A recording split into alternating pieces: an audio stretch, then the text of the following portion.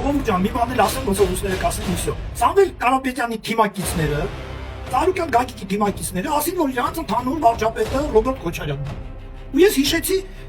լոզունգ Կամսամոլով, ուրեմն ոնց է դա հնչում։ Մի գավարին Լենին, պատրաստվում Ստալին։ Մի գավարին Ստալին, պատրաստվում Լենին։ Շատ տեղին ասա։ Այսինքն մենք ասում ենք Սամվել Կարապետյան, պատկերացնում ենք Ռոբերտ Քոչարյան։ Մենք ասում ենք Ռոբերտ Քոչարյան, պատկերացնում ենք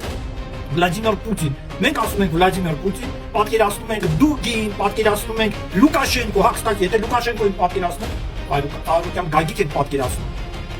Այսինքն այ ժողովուրդ, սրանք նույնական են, սրանք բոլորը նույնական են։ Հիմա հարց է ծագում, բալա, որ չընտրենք, Ռուսաստանը մեր գազը կանջատի, մեր ծիրանը չի առնի։ Այդ էլ ցավոտան է, Ռուսաստանը ամբողջ է, Ռուսաստանը որ ասում է Ծայրահեղ Կալինինգրադից մինչև Կամչատկա ապրում է ընդամենը 120 միլիոն ուռացած թվերով։ Մենակ Ճապոնիայում 150 միլիոն ապրում։ Մենք փոխնակ ամբողջ աշխարհի հետ գործ ունենանք։ Կարող է մեր խոպանչիները ոնց են գնալու խոպան։ Պետք է Հայաստանում անենց անել, որ խոպանչիները խոպան չգնան, ստեղ ասֆալտներ կառուցենք, ստեղ հազարավոր մի բան ունենք, գործեր ունենք։ Ոնց կարելի է արժեքները անկախ Հայաստանի, սուվերեն Հայաստանի Ծիրանի հետ փոխել։ Հայ ենթադրենք դու Ծիրանի հետ փոխի։ Ենթադրենք մեր 2 ամիս լավ ապրել։ Հետո Ռուսաստանը ձեռից ծախ խլելույա։ Խլելույա չի թողելու դու ունենաս քո դպրոցները խոսում են, բա մենք հայ ենք։ Հայ ենք, որտեղ հայկական պետություն ունենք։ Հենց հայկական պետություն չունեցա, այ չես լինի, բացավ գնաց։ Դրա համար ժողովուրդ ջան, շատ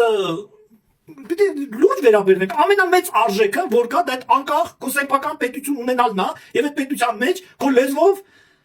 բանակցես, շփվես, հայո ես, սեր բացատրվես։ Շնորհակալություն։